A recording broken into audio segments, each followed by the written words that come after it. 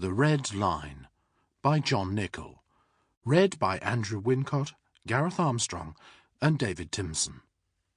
The author begins with the following quotation from the Memoirs of Sir Arthur Harris. In Bomber Command, we had to lay on and, more often than not, carry through, at least one, and occasionally more than one, major battle every 24 hours. That was a situation which no naval or military commander has ever had to compete with. Navies fight 2 or 3 major battles per war. Armies maybe a dozen. We had to lay on, during my 3.5 years, well over 1,000. Foreword. They had waited 67 years and journeyed from every far-flung corner of the world for this day.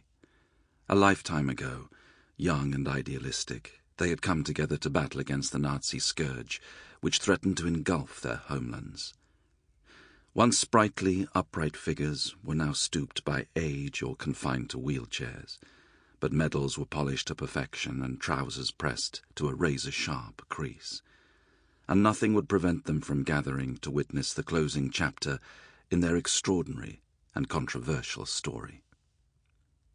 The sun shone down on London's Green Park on the 28th of June 2012, as more than 800 Royal Air Force veterans paraded to witness the unveiling of the Bomber Command Memorial, their memorial. Some came from as far away as New Zealand, Canada and Australia, some just a few minutes' bus ride from nearby suburbs of the British capital. They were joined by widows, families, celebrities, political leaders and royalty. I was incredibly proud to be part of their day. My association with the men of Bomber Command began in 1991.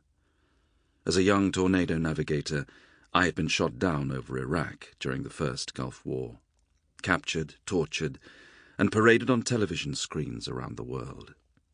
My short but deeply unpleasant experience of captivity entitled me to join the RAF Ex-Prisoner of War Association. Until that point, I had known little about my forebears who had flown the early bombers into the heart of German-occupied Europe during the darkest days of the Second World War.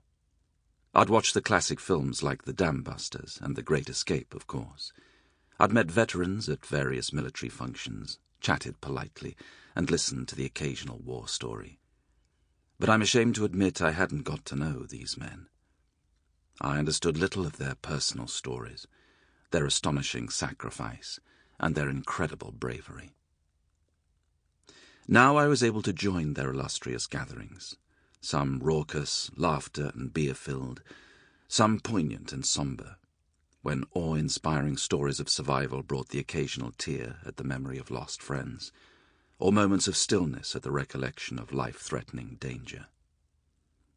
Men like Lancaster navigator Harry Evans invited me into their homes to share a brew and talk about wartime memories.